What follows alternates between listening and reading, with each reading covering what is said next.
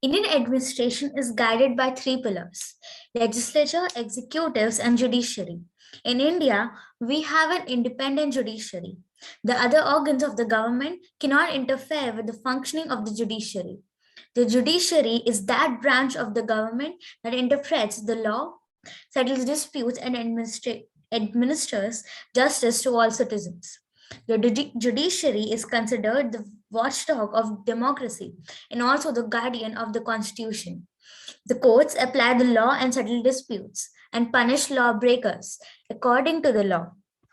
Our judicial system is a key aspect of our democratic way of life. It upholds peace, order, and good government. It is accountable to the constitution of the country. India has a single integrated judicial system. The judiciary in India has a pyramidal structure with the Supreme Court at the top, high courts below the Supreme Courts, and below them are the districts and subordinate courts. The lower courts function under the direct superintendence of the higher courts. Supreme Court of India. Its decisions are binding on all courts, can transfer judges of high courts, can move cases from any court to itself, can transfer cases from high court to another. High court can hear appeals from lower courts, can issue rights for restoring fundamental rights, can deal with cases within the jurisdiction of the state, exercises superintendence and control over courts below it. District courts deals with cases rising in the district, considers appeals from decisions given by lower courts, decides cases involving serious criminal offenses, and subordinate courts considers cases of civil and criminal nature. There are also two branches of the legal system, which are criminal law and civil law. Criminal law deals with the commitment of a crime by any citizen or entity. A criminal case starts with the local police file a crime report. The court finally decides on the matter. Civil law. This deals with disputes over violation of the fundamental rights of citizens. Functioning of Indian judiciary.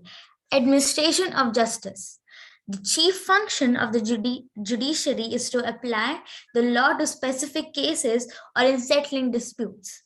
When a dispute is brought before the courts, it determines the facts involved through evidence is presented by the contestants. The law then proceeds to decide what law is applicable to the case and appeals it. Creation of judge case law. In many cases, the judges are not able to or find it difficult to select the appropriate law for application. In such cases, the judges decide what the appropriate law is on the basis of their wisdom and common sense. In doing so, judges have built up a great body of judge-made law or case law. Guardian of the Constitution, the higher court in India. The Supreme Court acts as the guardian of the Constitution. The conflicts or jurisdiction between the central government and the state governments or between the legislature and executive are decided by the court. Any law or executive order which violates any provision of the Constitution is declared unconstitutional or null or void by the judiciary. This is called a judicial review. Judicial review has the merit of guaranteeing the fundamental rights of individuals and ensuring a balance between the union and the units in the federal state. Protector of fundamental rights. Judiciary ensures that people's rights are not trampled upon by the state or any other agency. Superior courts enforce fundamental rights by issuing the rights. Supervisory functions. The higher courts also perform the function of supervising subordinate courts in India. Advisory function. Supreme Court in India performs an advisory function as well. It can give its advisory opinions on constitutional questions. This is done in the absence of disputes and when the executive so desires. Administrative functions. Some functions of the courts are non-judicial or administrative in nature.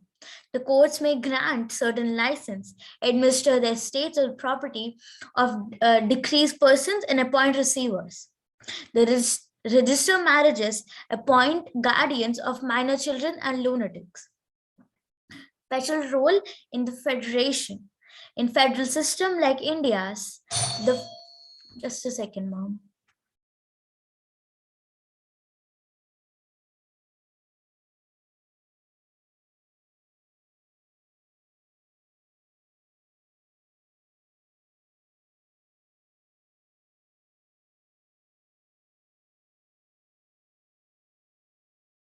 After this presentation, will Charan start?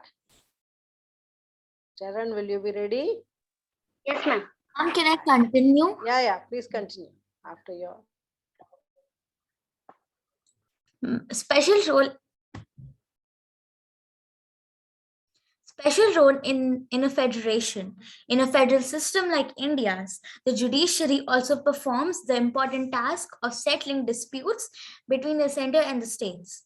It also acts as an arbiter of disputes between the states, conducting judicial inquiries. Judges normally are called has head commissions that inquire into cases of errors or omissions on the part of public servants.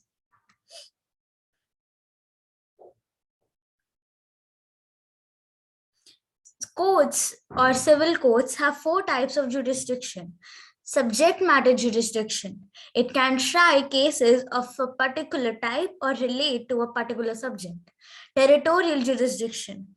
It can try cases within the geographical limit and not beyond the territory. Pecuniary jurisdiction. Cases related to money matters, suits of monetary value. Appellate jurisdiction. This is the authority of a court to hear appeals or review a case that has already been decided by the lower courts. The Supreme Court and the higher courts have appellate jurisdiction to hear cases that were decided by the lower courts.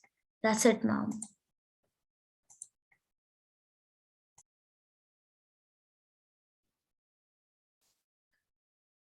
What is the speciality of the Indian judiciary compared to our neighboring countries? Like, ma'am, the main point I think is that no other part of the government cannot interfere in its works. It is independent, so no one can interfere in it. Yes. And also, specifically, you can see in the neighboring country, Pakistan, there the military takes over. The military sometimes becomes they act like a president, or totally the government will overshadow the judiciary. But here in our country, fortunately, we are following the judicial system where they are kept at at their level, above the governments, about all people, and all people are equal, whether it's the prime minister or the president or a common man. Everyone is equally before the law.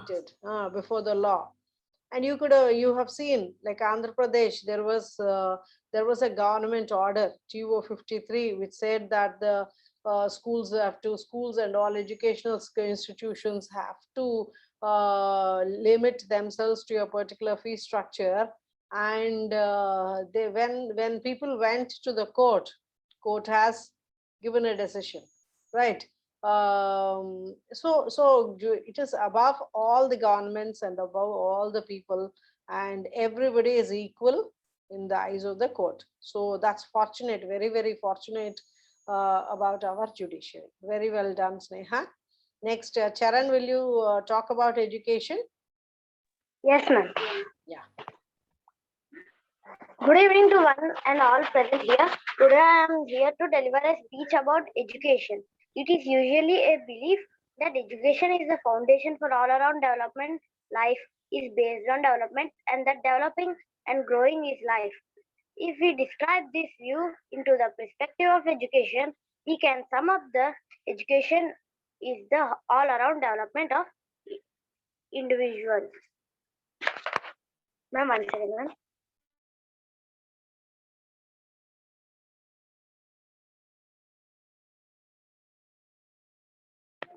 Yes. Individual's personality education is a process of man making, hence education is necessary for all. Importance of education. As per the report of Kothari Commission, the destiny of India is being shaped in its classrooms.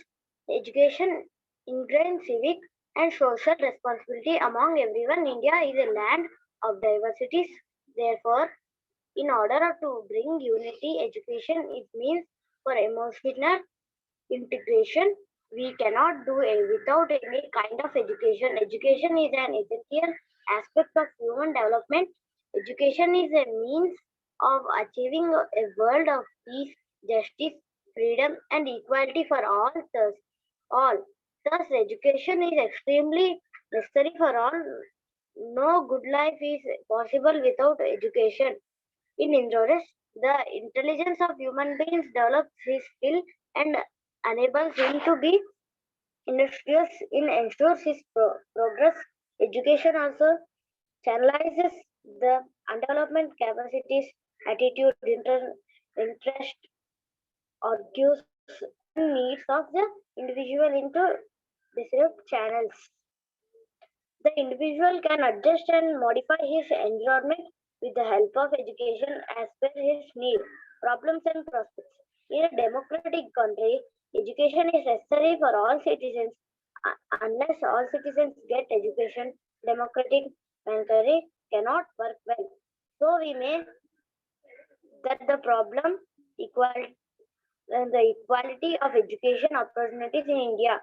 This situation is a very formidable one. Our education system is at crossroads. The Indian Constitution entests that there should be of primary education in the order of Constitution. It will indicate the compulsory education must be for all children up to age of 14. The universalization of elementary education has been implemented as a national goal. Education for all is now an international goal. The main problems are finances, rural-urban disparity due to illiteracy, women's education, economic conditions of backward communities, and non-availability of equipment, and some other major problems. Universal elementary education has run the formulation of the project Education for All. The provision of Article 45 of Indian Constitution is a noble determination for the universalization of elementary education. Big efforts have been made to reach the goal of providing elementary education to every child of a country through universal enrollment, universal provision, and universal relation. Our constitution is making arrangements for free and compulsory education with the right of minorities to establish education institutes, as well as there are education for weaker sections, secular education, women's education, instruction in the mother tongue at the primary stage, etc. These constitutional these constitutional provisions are nothing but our efforts to achieve the target of the project Education for All. Thus, in the end we find that education is a significant factor for achieving success, building, characters, and for living a wholesome and happy life. True education always humanizes the person in the reference. Education for all has become an international goal for both developed and developing countries. Thank you.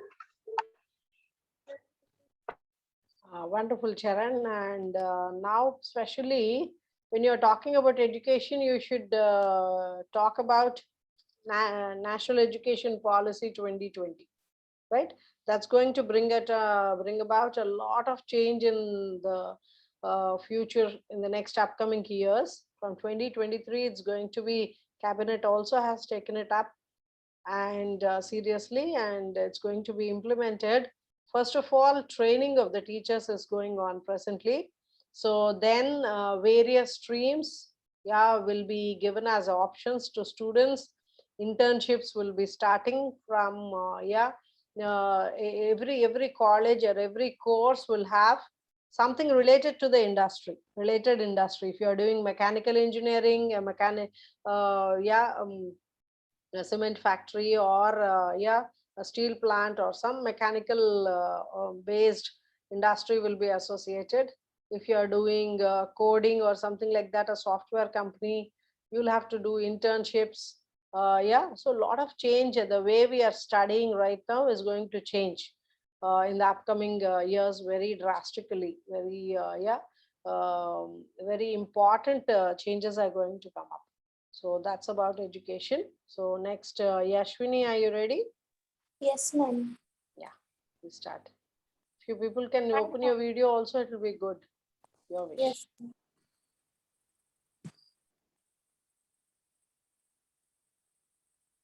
My topic is health sector in India.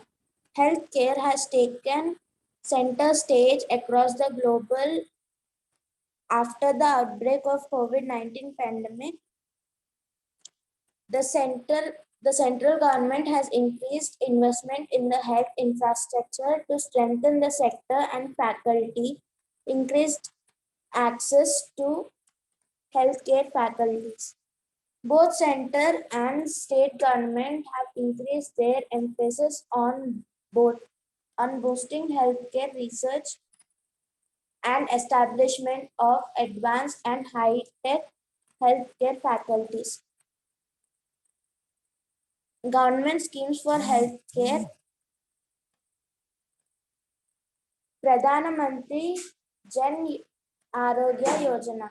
This was launched by Prime Minister Narendra Modi on September 23rd, 2018. This is to protect poor from financial risk arising out of the health episodes. The National Digital Health Mission was launched by Narendra Modi through video conferencing on September 27, 2021. Under this mission, all people will be provided with a digital health ID card that will work as a unique health account. Pradhana Mantri Swasth Suraksha Nidhi.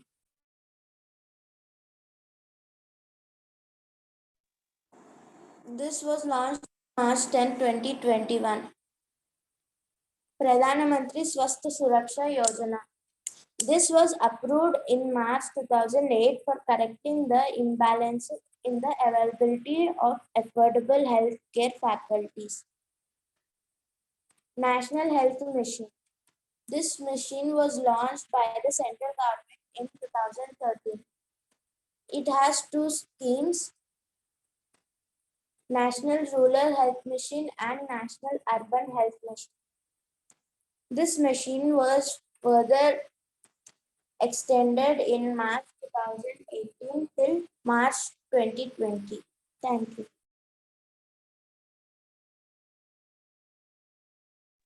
Yeah, good. Next, Aditi. Are you prepared? Yes, ma'am. Can you hear me, ma'am? Yeah, ma. Just a second. Science and technological developments in 2021. Introduction. Science and technology play an important role in the modern life. India has been the most famous country in the world in the field of science and technology since ancient times. India's science and technology has given a great recognition to the country all over the world. Today, India has become a rapidly emerging and developing country through new inventions in the field of science and advanced technology. Despite the lack of high-end equipment and funds, India has constantly succeeded in beating the grants and giants of the field of physics, mathematics, medicine, chemistry, and space studies. Here are a few India's achievements in the history. India is the second largest group of scientists and engineers in the world. India's total solar power has grown more than 11 times in the last 5 years. ISRO has developed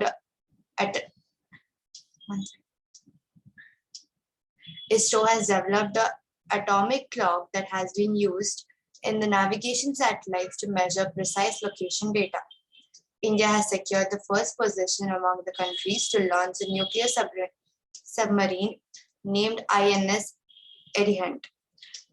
India is one of the largest center of information technology services.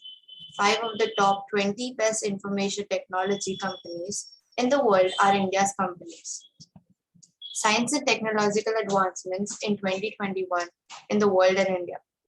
On June 28, 2021, DRDO tested a nuclear-capable ballistic missile Agni-P with the range capacity of 1,000 to 2,000 kilometers.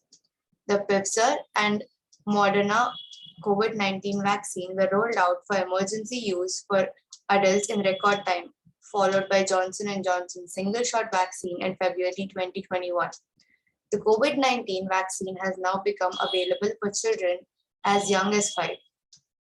The World Health Organization, WHO, in October approved the world's first malaria vaccine for kids, which is also the first vaccine against the parasitic disease. The James Webb Space Telescope, the largest and the most powerful space telescope, has been developed, launched in December. The concept of gene editing and rapidly taking strides in the June 2021. The CRISPR-Cas9 gene editor was injected directly into the bloodstream of a patient with a rare inherited disease. Usually, cells are extracted from the patient and CRISPR works on them in the lab setting before the edited genes are returned into the body. An Australian research team has created Vivocar, a titanium heart which utilizes spinning disc technology. It doesn't work exactly like human heart, but tries to surpass evolution with a better mechanism to pump blood around the human body. It has a circular pump suspended between the magnets in the artificial heart made of titanium. Artificial intelligence and machine learning is a new technology in 2021 that has gained potential rapidly, even as a career choice for students. Abhyas is a high-speed extended aerial target heat that is being built by the Aeronautical Development Establishment, ADE, of DRDO. 75 science, technology, and innovation hubs in India exclusively for SCs and STs will aim to develop and nurture and ensure the delivery of appropriate relevant technologies for creation of sustainable livelihoods. The year 2021 marks the 20th edition of World Science Day for Peace and Development. With the climate change becoming a serious threat in the lives of billions of people and planet, the year 2021 celebration will highlight the importance of building the climate-ready communities. Thank you.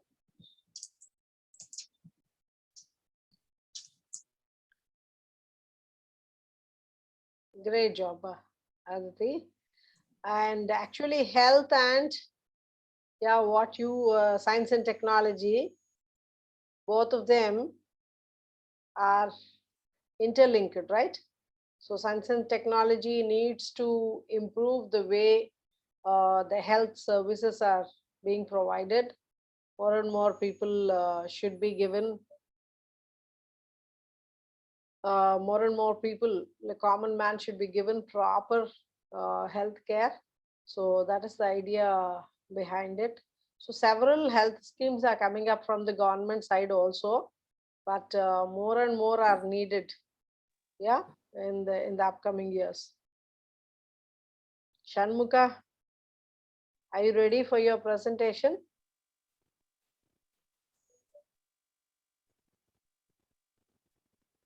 Shanmuka?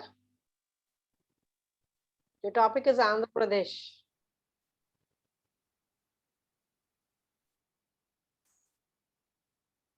You have unmuted, but you are not heard.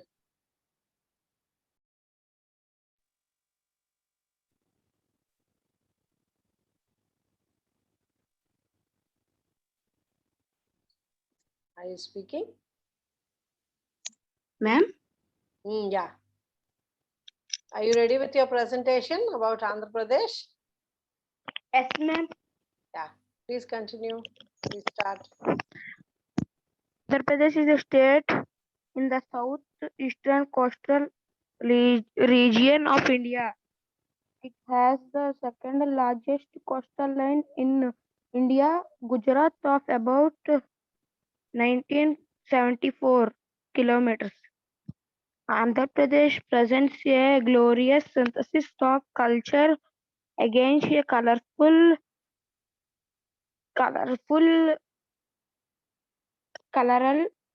natural backdrop. It is in a effort to project the internets of the Telugu people of Madras state. Potti Sriramulu adapted to force the Madras state government to listen the public demand. Andhra Pradesh came into existence in its present form in 1956 as a result of the demand of Andhra for a support state, although it is primarily there are a lot of myths and huge surroundings. The foundation of a separate state for the Telugu speaking people of the Madras Presidency 1912-2017. The Andhra state are formed in October 1953 and on November 1st, 1956, Andhra Pradesh, Kerala, Tamil Nadu and Karnataka state are formed in India. 21/10/2011, Hyderabad remained a separate state till it was split in Andhra 1956 for the purpose of forming a large Andhra Pradesh state on November 1st, 1956. The majority of Andhra Pradesh exams launched consist of two section, multiple choice and free response. Andhra Pradesh is one of the 29 states of India, settled of the northern southeastern coast of the country. The state is the Andhra Pradesh state is eighth largest state in India, an area of 1,60,205 kilometers.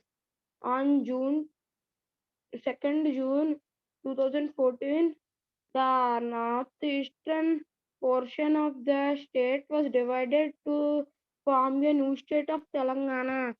The boundaries of Andhra Pradesh is covered with Tamil Nadu at south, Karnataka at southwest and west, Telangana at southwest and northwest and west, Odisha at northeast. East is covered by Bay of Bengal. The capital of Andhra Pradesh is Amaravati. The Andhra Pradesh is an export of agricultural products like rice, sugarcane, cotton, chili, pepper, mango, and tobaccos are the local crops. Recently, crops used for vegetable oil production of such as sunflower and peanuts have gained favor. There are 13 districts in Andhra Pradesh. Those are Srikakulam, Vijayanagaram, Visakhapatnam, East Godavari, West Godavari, Krishna, Guntur, Kurnool, Nellore, Anantapur, Prakasam, Chittur, Kadapa. Before the Andhra Pradesh and Telangana divided, the capital of Andhra Pradesh was Hyderabad in 1950. The first CM of Andhra Pradesh is Neelam Sanjeev Reddy. He ruled 3 years to 71 days. 3 years to 71 days. The present CM of Andhra Pradesh is Y.S. Jagan Mohan Reddy. Thank you. Very good, Shanmuka. Very nice. Good presentation. After the division of the two states, Telangana and Andhra Pradesh is catching up with little confusion about its capital. Yes, still it's going on. Andhra Pradesh has rich in water resources, human resources, great places of tourism. So definitely Andhra Pradesh is going to catch up with its partner, that is Telangana. So this is all about the student presentations, very well presented. Now 2021, what are the updates on current affairs? So in these particular areas, that's what you have to focus upon. And last time I have given you this for October and November, the Hindu review, monthly review, October and November. If it is done, the December one will also be, very much, it will be very soon. It will be, it will be there on the internet, and I will be sharing with you also. So today, I would like to share with you about one more important topic called as Indian art and culture, right? So today, Indian history, sir is doing Indian history, no, he's coming to the end of it. So I thought, why not explain you about Indian for UPSC, how to study for Indian art and culture. Art and culture and history are a little bit, similar to one another. So what are the things that you prepare, right, in this art and culture for UPSC? When it comes to mains examination, it has, in detail you have to study about it. But for the prelims, I will today discuss about how many marks, questions, how many questions will come, like, no, it will be the weightage in the total prelims paper, and all that I will discuss with you. So Indian art forms. One second. Can have